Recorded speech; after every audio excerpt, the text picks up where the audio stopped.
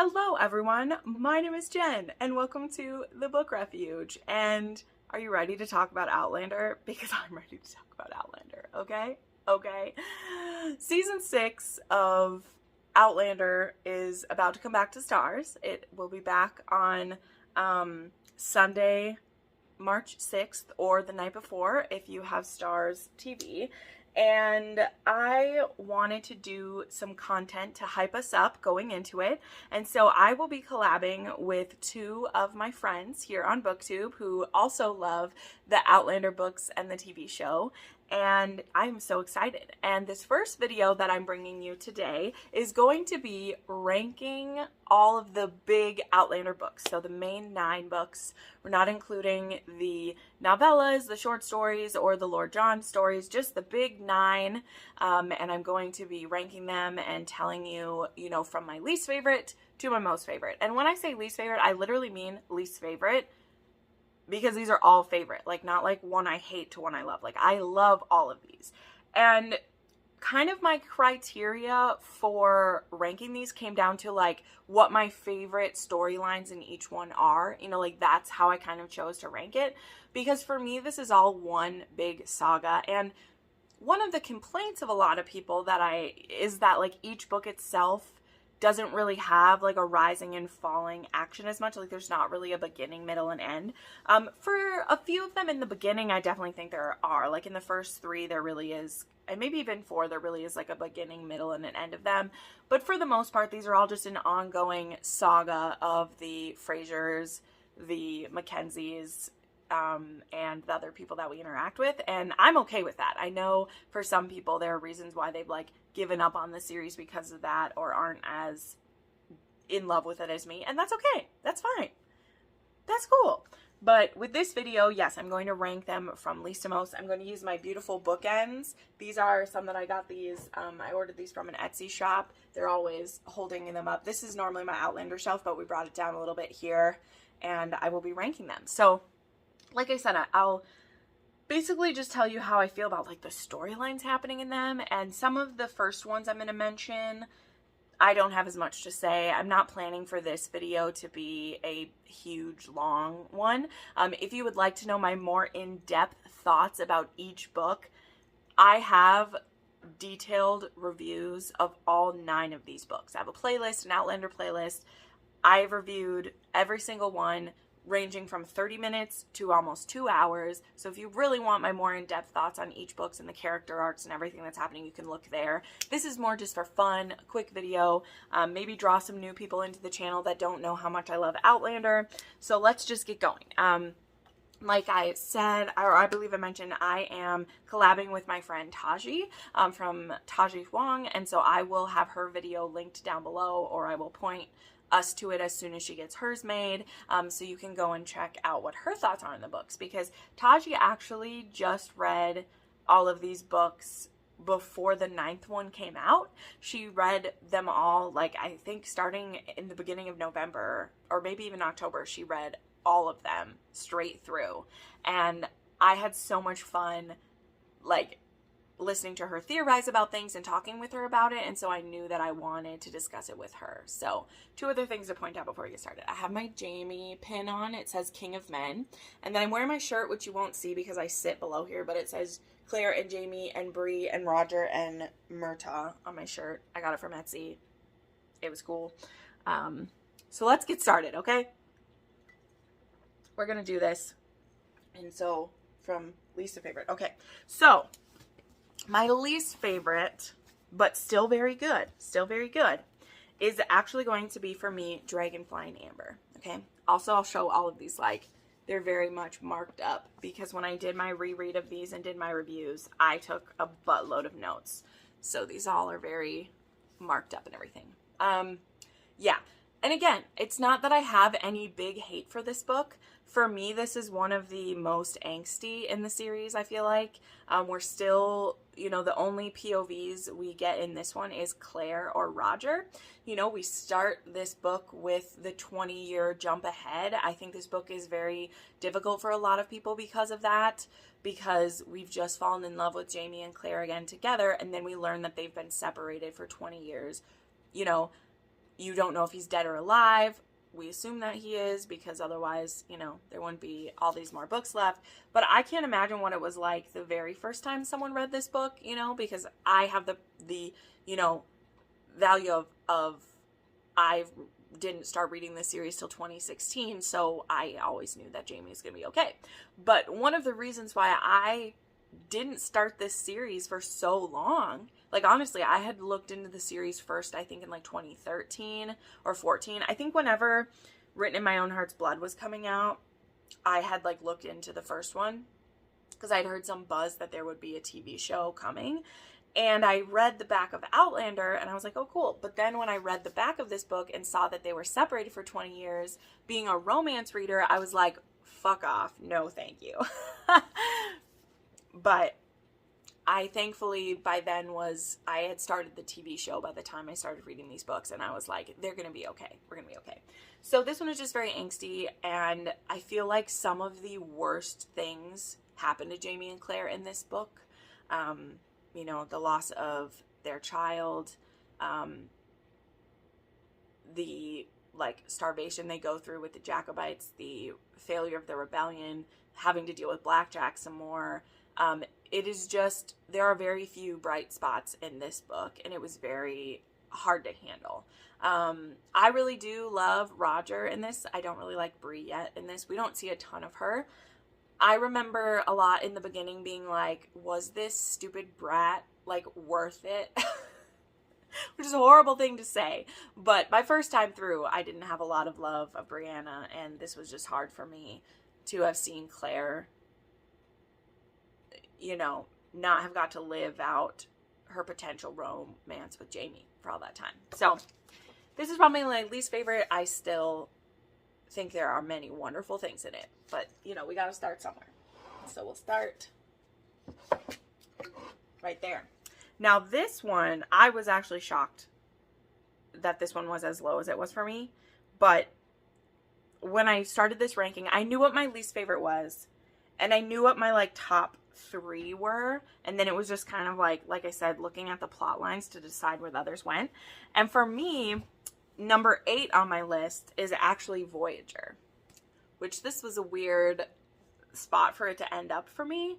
And I have a couple of reasons why this one is so low on the list, because for a long time I thought this was in my top books, but there's a couple reasons. A big one, and I've actually heard this from, I have another friend of mine who, like, she actually gave up reading the series with this one because she feels that Jamie's personality is not the same as what we'd seen before. And number one, like, I agree with that. I agree he is very different than the man we saw in Outlander and even Dragonfly and Amber. He's lived through this war now. He's lost almost all of his loved ones. Like, he still has some of them, of course, like the Murrays are still there, but he's lost most all of his loved ones. He's been a prisoner of war. He's been basically an indentured servant, a slave. He has lost Claire is the biggest part of it, and his unborn child. He doesn't know whatever becomes of them. And he basically goes around wanting to have died for at least 13, 14, 15 years of this book. You know, he is just basically, he won't kill himself because he does believe in God and fears his Lord, but he is kind of like begging for death in a lot of scenarios. And it's through relationships that he builds, you know, through meeting Lord John and the friendship that happens with him, through the birth of his son William, and through, you know, through even his relationship with Leary's daughters, loving them, having Fergus still. Like, there are a lot of things that slowly add to him and want him to stay. But he is not the same man as before. He's not as optimistic or bright-eyed as he was at, you know, 22 to 25, as one does, you know. And I think when Jamie and Claire finally get back to each other again, you know, they've lived a lot of life now, and they're not who they were before. And I think that's very off-putting for some people because Jamie lies and omits things to Claire in this one. something that I don't think we see as much of him doing when they were young, and I don't think he does that as much in the future. But they don't know each other anymore. They had a passionate, deep love together for 2 to 3 years, 20 years ago. And they've both lived other lives all this time. And not that that relationship wasn't strong enough to bring them back together, and won't be strong enough for everything that comes after, but that getting to know each other part again is very messy, and it's very ugly, and we feel that they're dancing on tiptoes around each other for a good part of this book. But it's hard. Like, it's hard. I don't like seeing my Jamie Fraser act that way, not being the man of honor that I know him to be, you know, or will be. But he gets back his greatest dream, and he didn't have to die to get it. You know, he thought he's going to live out his life, and then he's going to die, and eventually he'll be reunited with Claire in heaven. And it's very interesting to watch. I also struggle with Claire a bit in this, because she lived in the past for those years she was there. She knew how bullheaded things were and how careful she needed to be about being from the future and the way that women were treated, and like, she knows all that. And yet she goes back again this time and is like, seemingly forgot all of that knowledge she had before and continually puts her foot in it. But some of that I think is to be expected, just because Claire is someone who, like, she just wants what is right to succeed. And when she sees it not happening, even if she logically knows, like, this is how history played out, like, I can't fuck with it, it doesn't mean she just wants to, like, lay down and let it happen when it's happening right in front of you. And I think that we get shown that a lot. But for a lot of people, they can be like, Claire is the most frustrating person ever. And I agree with you sometimes, and other times I'm like, yeah, but what would you do? Like, if you were in the past and you saw someone being treated that way, even though you knew that history dictated they were going to be treated this way, would you still want to let it happen right in front of your eyes? I hope not. I hope you inside would be like, this is evil and horrible, and I want it to stop, even though you don't know how to make that happen. You don't know how to make it stop, you know? But I do very much, again, love this book, as I'm going to say about all of them. But there are things in this one that there's a lot of very uncomfortable, like, icky parts of this, specifically, like, between Jamie and Claire, that I think we don't always see. Like, there are a lot of struggles that they come up against, and 95% of the time, they are immediately on each other's sides. They're not opposing forces. They oppose the force together. And in this book, they are struggling to see if they could still be mates. Like, if that faded quality about them that they had as young people is still there now. So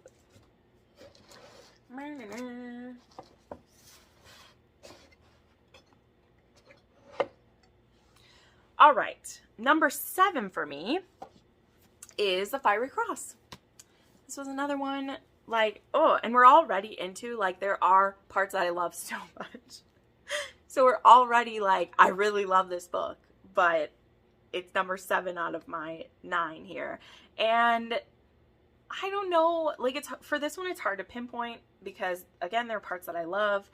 This one, we're really getting more involved in the revolution. With this one, Jamie is working on the side of the crown because he has been given this land to build Fraser's Ridge. We're starting to really get that put together. You know, what started in Drums of Autumn is really happening. He's becoming a laird again. We begin this book with this very huge part of the book that all takes place in one day, which not a lot of people love, but I actually like it, because if you know, when you make your way through this whole book, especially because I read this book a lot quicker the second time than I did the first time, and if you're making it through it in a good pace, you realize that a lot of the themes and everything that gets started in that first part of the book, which is the very good, no good, very long day of the gathering that's happening, and the wedding and the baptisms and like all this stuff happening in this first part of this book, we touch on it again near the end of it. You know, there is, you know, Roger has decided to stay with Bree. They're going to raise their son. It's going to be, Jemmy is going to be Roger's son, whether they are like sure of it or not. He's going to be his son. And So where does he fit now? This 20th century man who is a good man, who was a successful man. You know, he's a professor. He's very smart. He is a kind, good person. And this woman that he loves and this family that he's choosing for himself, he does not fit. And all of the qualities, well, not all of them, but his main, like, you know, money-making qualities, the qualities that would make him a great father and husband in the 20th century, they will not do much for him where he is now. You know, he would have been seen as, you know, a very upstanding person in his community in the future, and now he's kind of starting from scratch, and he's dependent on his relationship with his father-in-law, and that being a good relationship, and being willing to be taught things by Jamie, trying to decide what does he bring to the family, and then Bree and him, like, navigating her assault and the possibility of, you know, Stephen Bonnet still being out there, of him maybe believing that Jemmy is his son, and just who are Bree and Roger going to be together as well. And in a lot of ways, like, Bree, she is kind of made to live in the past because, you know, as we maybe find out in later books, Frank in a lot of ways did prepare his daughter to be able, like, he taught her how to shoot and hunt and skin things, and she already has, like, a mind that is made for solving problems and for building things and for coming up with solutions. And so she is able to do that no matter what time she lives in. And now she has her husband and son and her parents there, so she has everything that she needs, and is satisfied. But can Roger be satisfied in the same way? Who knows? Yeah, again, all of the kind of war things that we see happening in this one, and yeah, the ridge growing, and yeah. So there's a lot of great things in this one. I know for some people this one gets very dry. There is parts where we're traveling with the war in this one that can be a little bit draggy. So for that reason, I mean, in general, that stuff doesn't bug me, but when we're trying to rank them, I could see why this one is a little bit lower for me, so I'm not, like, fighting it too much.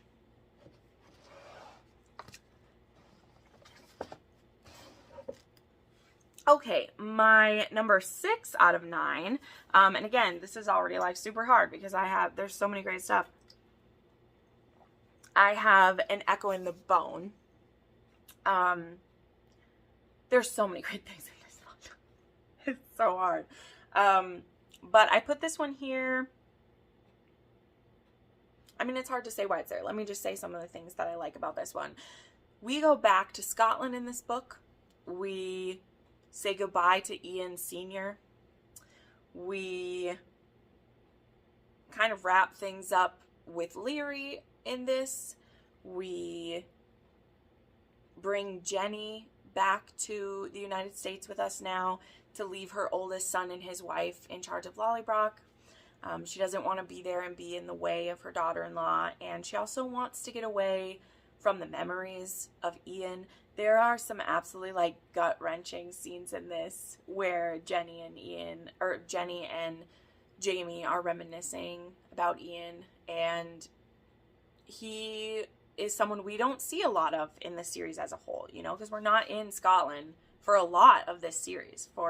We are in America for a lot of it. And it was just very interesting to go back to there and to see that. This is also the book where Brianna and Roger are back in the 1970s, 1980s. They needed to travel back there because they have a new child, and this child has a heart defect that is a very simple surgery in the future, but the child will die of it if she stayed, and this is Amanda. And so actually at the end of the 6th book, they go to the future, and there are some people from the past, other time travelers, who go forward and really, like, fuck up their lives. And so I think one of the reasons of this one is the second time through this book, I was really trying to, like, track moments in the future and, like, figure this out. And still, I mean, I've read this one twice. I've read some of the other ones 3 times, and I still don't fully track everything that was happening with those, you know, but it's fascinating. there's a scene in here when, or it might be in the next one, so maybe I won't say that, but the people that we get to meet when Roger gets to go, like, further back into the past, and, yeah, that might happen in Written in Hearts of Blood, sorry. But anyway, there's trouble in that. It's very difficult to point out the distinct ones. But, yeah, we have a lot more war parts in this one.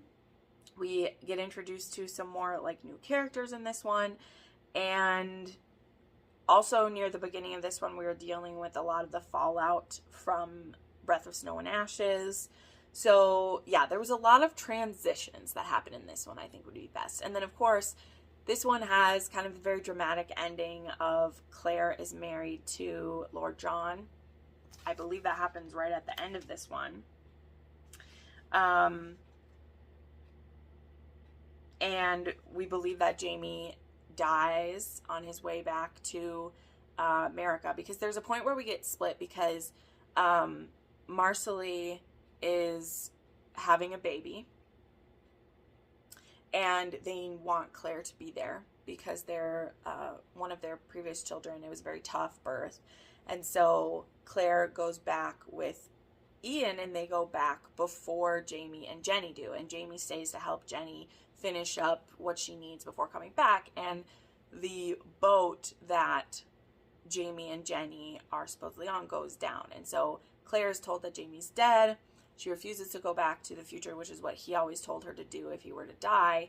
She refuses to do that, and so to protect her, she marries John, and they both are grieving the loss of Jamie, and they make some interesting choices, and a lot of people have controversial opinions about it. I actually love it because I just love whenever John and Claire are, like, in a scene together. I think they have such, like, contrasting views, but yet they care for each other, and this is just a very interesting scenario that they get put in. So, anyway, again, this one's, like, in the middle for me. I don't have any strong opinions about where it fits other than that, but we had to put it somewhere, and that's kind of where I put it.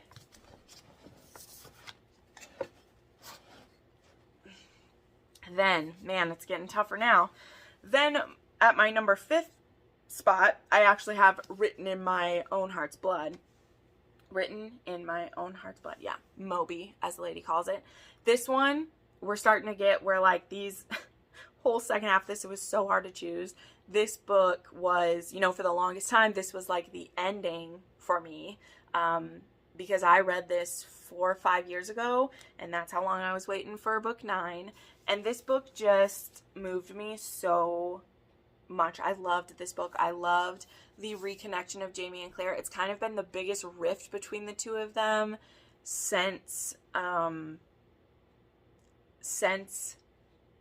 Voyager, because we have this scenario, right, where Claire married John because she thought he was dead and actually slept with John. So she's now kind of put Jamie in the shoes of, like, what happened to Frank, which is very interesting. Claire is now a polygamist too, married 2 husbands, again, a second time over. It's very interesting. I love what we get to see happen with William and Jamie in this book. William now knows that Jamie is his father, and the way that he acts about it is very frustrating. William is still someone that's tough for a lot of people to have, like, happy feelings for, and I get that, but in the same way that for me, like, Bree really grew on me over time, like, as she grows up, William does that for me a lot too. Like, he has his whole world turned upside down, and he doesn't react super well. I love young Ian in this one. I love young Ian and his wife. I absolutely love them. Yeah. I love Written in My Own Heart's Blood. This is the one that I was saying that Roger gets to have some crazy interactions in this book. Did I really mark that one? I might have really marked that one. Yes. Roger actually ends up at Lollybrock and gets to meet his own father before his father has died. He gets to meet Jamie's dad. He gets to see Blackjack before everything will happen with that. it's fascinating stuff in the way that only a book with time travel can give you. This book gives us, and yeah, I just adore this book so much. I'm sorry that I'm not super articulate in how I'm ranking these. It's like splitting hairs, and it's so difficult to summarize books this big in just a sentence or two. But it's all just so good to me. I love Jamie's like righteous anger at her. I love how like, yeah, I love how mad he gets at her for marrying John, even though what could she have done? I don't love it, but there's a lot of moments of history happening with the Revolutionary War in this one. There's a lot of political figures we get to run into, interactions with them. Yeah, this is a pretty fascinating one. We spend a lot of time away from home in this one. And then we need to be, at the very end of this one, we get back to Fraser's Ridge, and we're starting to rebuild everything that happened, you know, at the end of Breath and Snow and Ashes, basically, when everything just, like, went to shit, you know? So, oh, this book is great.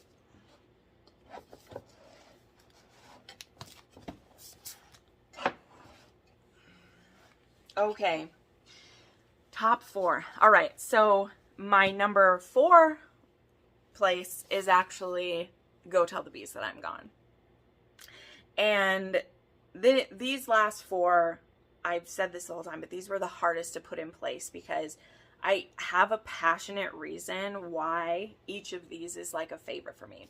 So for this one, number 1, the reading experience of this one is like the quickest that I've had for any of them. I read this one in 3 days. My reading speed has greatly increased since I very first read these books, but I read this one, you know, over Thanksgiving. It came out like 2 days, or 2 days before Thanksgiving.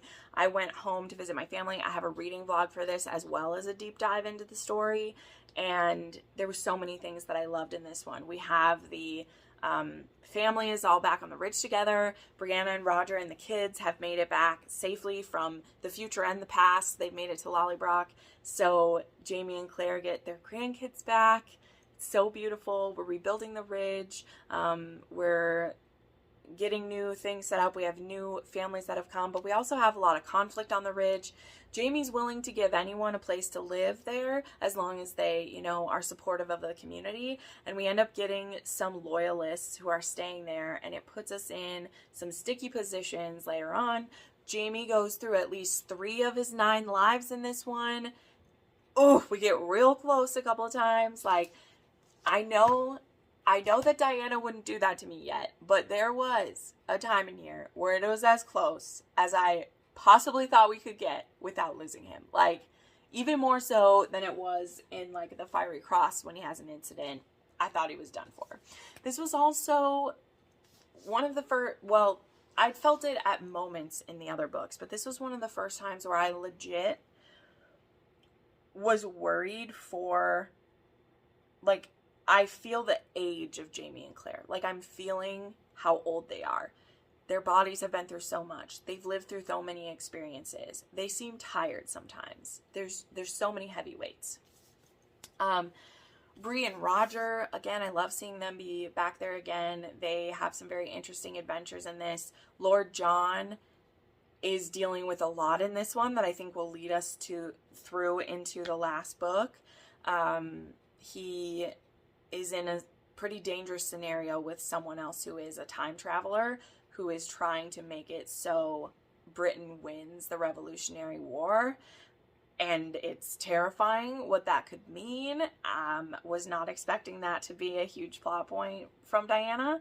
There are more battles that we get to see happen. There are some shocking deaths.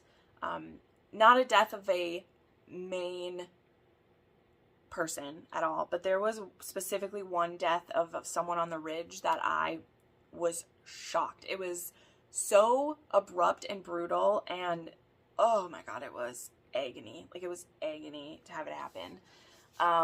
There's more births that happen in this.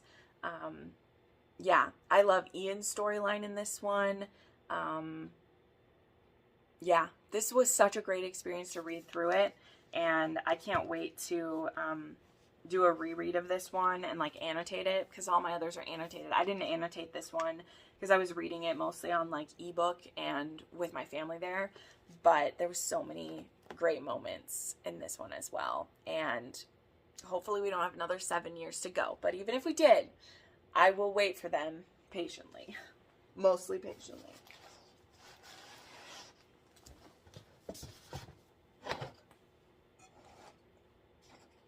Okay, my top 3. And I think this one's going to shock someone. They probably won't expect this one to show up here. So, in my 3rd place, I have Outlander. I know, I was very shocked as well. I thought this one would be number 1 for me. But I have to say, my favorite parts of Jamie and Claire aren't what happens in this book. This book, of course, is the book that starts it all. It is this World War II nurse having a second honeymoon with her husband, falls through the stones back into Scotland, into the lap of these Scottish rebels, and eventually into the arms of Jamie Fraser. And she's never the same. And everything we see is because these two souls are drawn together. And I fully believe, I don't know what Diana will end up it actually being, but in my heart of hearts, they are drawn together because they are fated mates. That is the fantasy part of this. Claire is a traveler because she was meant to be with Jamie Fraser. And I believe she has the genes, the power to do it, because her destiny is to be with that man. And all the life that they have is because it was supposed to happen. This book is powerful. It's beautiful, of her love for Jamie being so strong that it overpowers what is a great relationship with her husband. You know, they're in the beginning of this, like, there's nothing wrong with Frank in the beginning of this. You know, I fully believe that if she hadn't have fallen into the past with him, you know, if fate didn't have other plans, she would have had a very pleasant, long life with Frank. You know, would have probably been childless. It would have probably eventually been more companionship than love, but I think it would have been just fine. But Craig Nadoon had other plans, and man, am I thankful that's the story that Diana came across when watching an episode of Doctor Who, because these characters are so beautiful to me. But though this is classic, and I remember almost every scene from this book, I've read this one maybe 5, 6, 7 times. When I look at what my like very favorite scenes and very favorite moments between this couple is, this isn't like the best that this isn't the best of Jamie and Claire. This is the beginning, and that is very important, and it is a beautiful place to start. But there are other moments, specifically some ones I'm going to get to in these other 2 I have to share, that are more about what is essential about their relationship than this. But, I mean, this is a beautiful beginning, you know. It's great.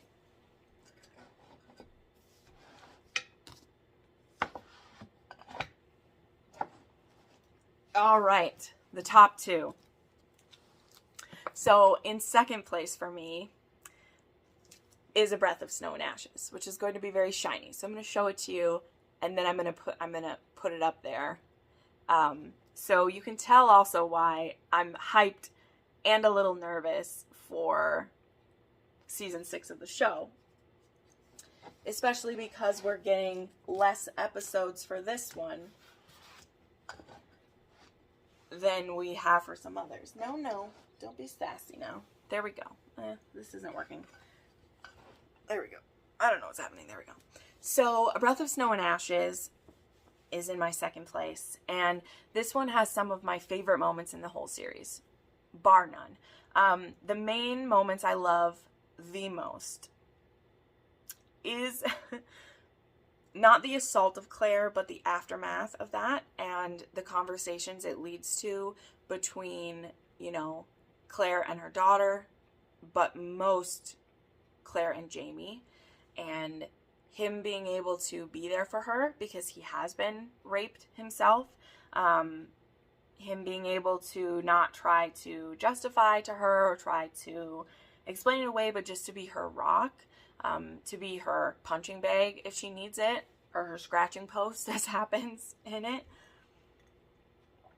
And there's a fundamental piece of Claire that is changed, and it's very hard for her for a long time, because she is someone who has never held back her opinions, to the detriment of her before. And to some of us, we wish she would shut her mouth sometime. But for her to be put in a place of fear being the reason why she must keep her mouth shut is a horrible weapon to be wielded against a woman at any time, in any scenario, even if we don't agree with what she's saying. I love Brianna getting peace about Stephen Bonnet in this book. Also, some big reasons I had problems with season 5 of Outlander is both of those storylines, which I loved so much, were pulled back into season 5 and very much rushed through, which I didn't really appreciate that, because Bree has worked through so much of that trauma, and when she faces him again for the, final time she has to deal with him, it isn't about her like fearing him raping her anymore. It's her being angry that he thinks he can just sweep in and change her life that way and mess with her that way. And when she ends him, and the way that she ends him in the books is her freeing him and forgiving him, and he no longer is a ghost who can haunt her or her relationship with her husband anymore. And there are parts of that get shown in the show, but in the books I feel like, it's always going to be better. I love the relationship that has grown between Jamie and Roger. So beautiful. I love a bromance. I love a father and son scenario. I love it so much. I love, we have young Ian back with us in this one. He actually comes back at the very end of the Fiery Cross. And he has went through some crazy stuff, loss of children, a marriage and kind of a divorce, and he's lived with the Mohawk all this time, and him and Bree are able to connect on like a new level, and I love him being back to kind of have Jamie's back and be a support, and just the friendships that he has. And then, of course, there is the Christies, who are just a whole other drama of themselves. That's the soap opera. There are some very twisted situations. I'm very, very nervous how that's going to play out in the show. But I'm also interested because, it's going to make for good television. That's the thing. I'm nervous about how it's going to play out, but it's going to make for great television. I will confirm with that. So, there's so much about Breath of Snow and Ashes, the conversations between family members, and when we do have to say goodbye to Bree and Roger and the kids because they need to go to the future for their daughter, and Jamie and Claire believing that their family will be safer there. I mean, not knowing what we're going to get into in Echo and Bone, but believing their family will be safer there. And then the cruel reality of losing their family that way. And Jamie and Claire are just very bereft. And then, there's illness, and there's Claire getting called as a witch again, and just all the drama that happens with that. So then, if you haven't guessed, let's move right along. This was going to be a quick video. No one is surprised. Currently, and again, these top 3 that I'm mentioning, it all depends on the day or whatever, but currently, this moment, my favorite book in the series is Drums of Autumn.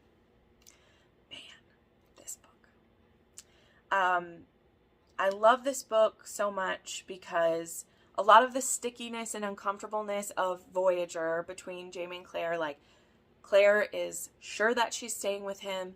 They are going to make their way to America. They're going to set up their home there, and they are going to try to weather the revolution. They still have a lot of politics and complicated things to deal with because Jamie Fraser, being the king of men that he is, just cannot stay out of the drama. Okay?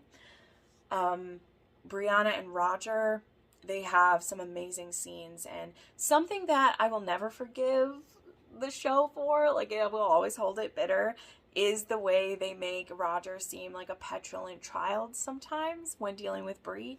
Because for me, there's a very powerful scene in here when Roger wants to marry Bree and he proposes to her. And she says, no, but like, we can still sleep together. Like, I still want to be your girlfriend. I just don't feel ready to marry someone yet because I don't want to marry someone like my mom did and then fall in love with someone else. And like, that's very frustrating for some people, I know. But for me, again, Bree's like 21. Just the year before this scenario with Roger, she's found out that her whole life was a lie, that she's really the daughter of a Scottish warrior, and that her mother had an affair on her father, whether or not Claire, like, you know, had a choice in this, and she doesn't know who she is anymore. And Roger is offering to make her his wife. He is head over heels for her. He wants her, and she's like, well, you can have my body. I'm not ready to marry. And Roger is like, I don't just want your body. If I wanted to fuck you, we would be doing that already. I want you to be mine. And we get to see his like possessiveness come out. And I love that. I know that some people, it bothers them about Roger. It doesn't bother me.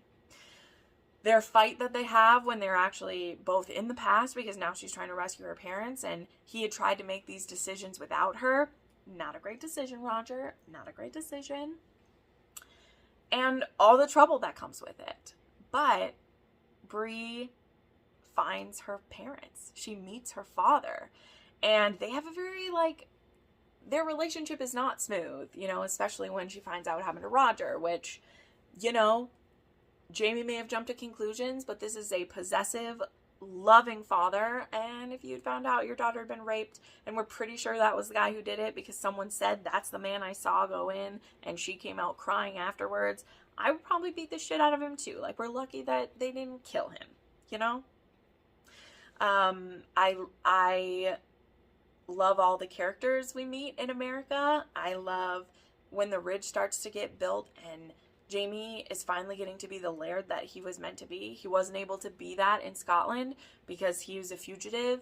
His sister and brother-in-law really were like the heads of Lollybrock.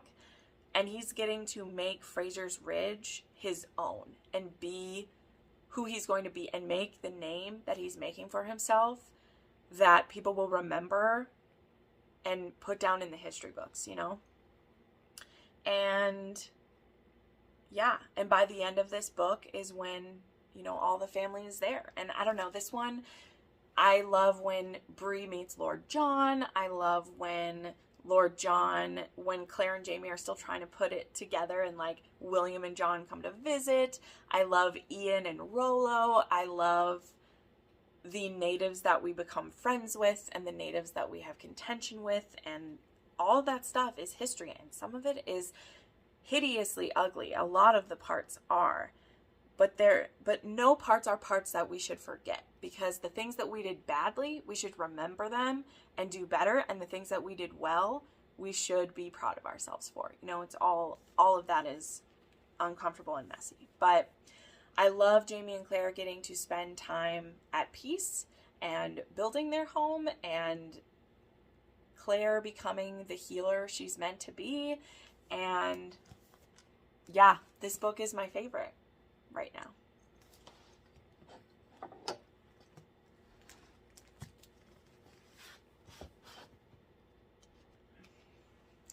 So there we go. That is my current ranking of the Outlander big books. Tell me what your 3 favorites are. Tell me what your least favorite is. Remember to be kind, because everybody has their own favorite, but definitely would love to hear. And definitely check out my friend Taji's video. I loved reading these with her, and I can't wait to watch her video and see which one is her favorite, because I actually have no idea. So thank you so much for watching. Make sure you're subscribed to my channel. The Outlander content will be starting very soon. There'll be another collab coming this week, and then my weekly recaps will start next week. I'm so excited, even though I'm terrified. We'll see. Thank you so much for watching, and I'll see you next time. Bye.